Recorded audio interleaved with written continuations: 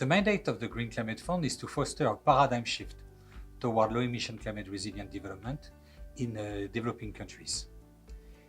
The urban transition is a key part of this mandate.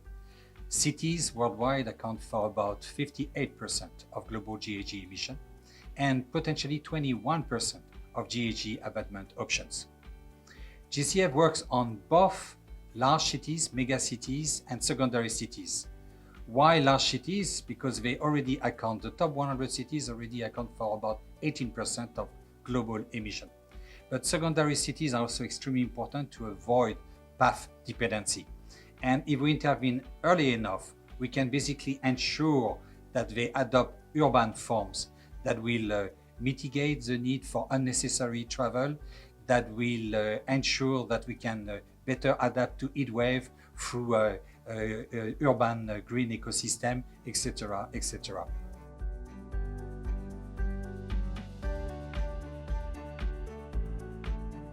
The first pillar is basically to promote integrated planning, policies, and programming. We believe that if we could integrate climate, economic, social, COVID-19 policies, we could reduce the overall infrastructure investment needs by up to 40%. The second pillar is to foster innovation. And it can be innovation in terms of new type of intermodal transportation. It can be innovation in terms of new type of financing instrument, new type of integrated policies, new type of institution to break any kind of siloed development at the urban level. The third pillar is to scale up successful innovation. And most cities do not have access to international or domestic capital markets. And basically an investment at the subnational level, at the city level, is often regarded as extremely risky. So what we do is that we often use our limited public resources to de-risk private investment at the city level. Now, our fourth and last pillar is to basically institutionalize this innovation. So through integrated planning, we have identified the need for innovation. We have after fostered, pilot this innovation. After we have scaled them up. And our fourth pillar is to make sure that through new norms, through new asset pricing methodologies, through new behaviors, we can institutionalize this new way of promoting sustainable urban development.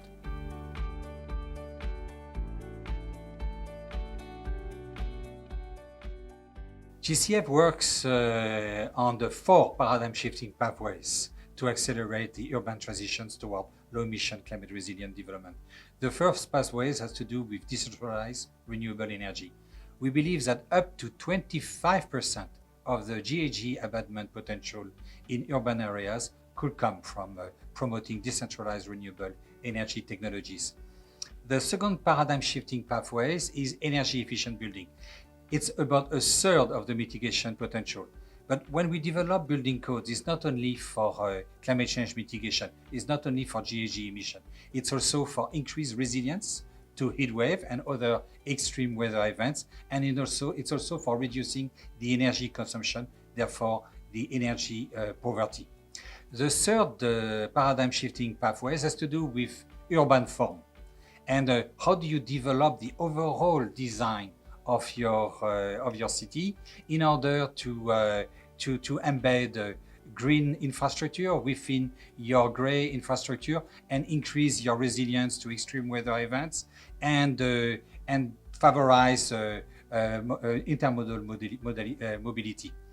The fourth and last paradigm shifting pathways has to do with circular economy. Today, the anthropogenic mass on Earth is more than the biomass, the total biomass.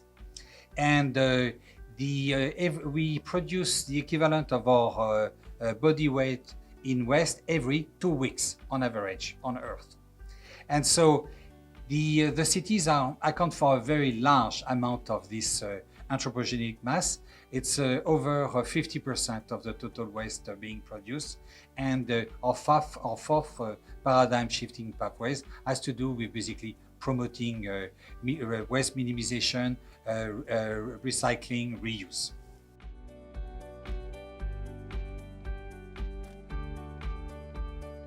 In Mongolia, we support the city of Ulaanbaatar with a $570 million project in partnership with the Asian Development Bank. The objective of this project is to promote green, affordable housing and basically resilient urban renewal.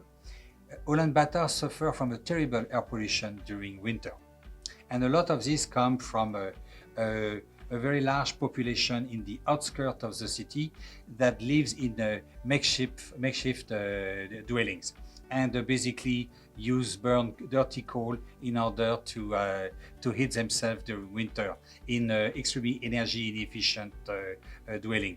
And so with this project, we are to promote green, affordable housing to enable this population in the outskirts to have basically a more comfortable dwelling, better living standards, lower energy cost, much lower exposure to air pollution, while increasing the resilience of Ulaanbaatar to climate change and reducing GHG emissions.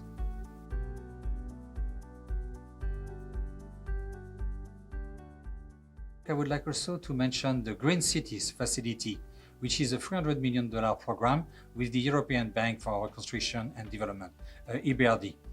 The objective of this project is to promote green and climate resilient infrastructure in 10 cities in Eastern Europe, Africa, and Asia Pacific. Very much in line with the 4 paradigm shifting pathways I mentioned earlier, this project is to support solid waste management, energy efficient building, district cooling and heating in each of these different cities.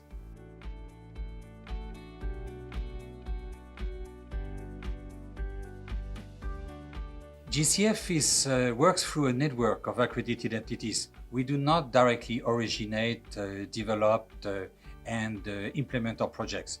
We work with close to 103 accredited entities, ranging from some of the largest commercial banks in the world, some of the largest development banks, UN agencies, and civil society organizations at the forefront of the fight against climate change. And so the first thing for cities is to basically contact one of these accredited entities and ask for their support in designing the overall intervention for GCF. To find one of these accredited entities, my advice is to simply have a look at our website and look at in your countries what are the key agencies operating at the national and the subnational level. It's also possible to contact your national designated focal point for GCF that can provide you with this information. Now, what kind of projects for GCF? The accredited entities will be able to walk you through our investment criteria, but in a sense, we are willing to take a higher level of risk than some of other comparable institutions if the return in terms of climate investment is commensurate. And therefore, for that, we can use any kind of grant, non-grant instrument. Depending on the needs of your project, we can provide grant for policy development, capacity development, but we can also provide concessional debts, for example, extending the tenor of a debt. If your problem is that you cannot get a loan of more than 7 years while you need 10, 12 years. We can also provide equity, we can also provide guarantee. Here again, a dialogue with the accredited entities will be the first point of entry.